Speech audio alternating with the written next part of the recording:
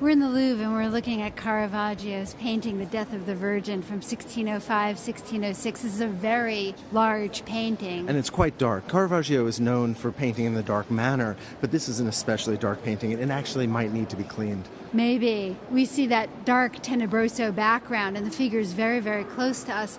But we don't see anything that we might expect to see in a painting of the Virgin Mary's death.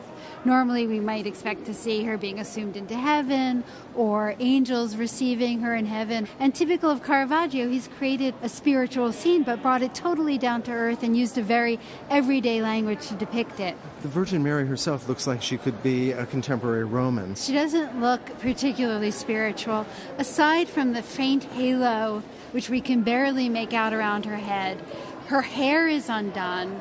Her front of her dress is coming open. Her feet are bare, which was really indecent. The priest at the time said she looked like Caravaggio had modeled her on a prostitute who'd been dragged out of the river. Hardly an appropriate model for the Virgin Mary. In fact, the monks rejected the painting because of that rumor.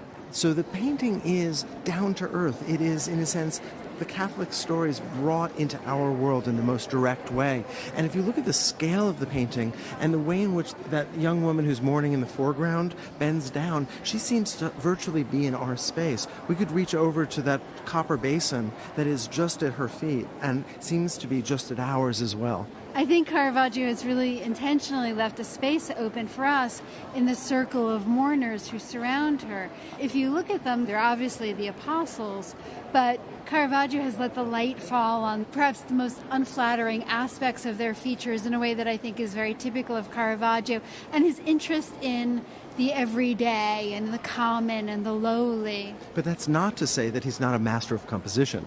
If you look at that wonderful swash of red cloth above, the way that it frames beautifully and elegantly the scene, but it also creates a kind of arc and curve that is repeated in those bald heads, which actually also sort of reverse and lead us down to the Virgin Mary.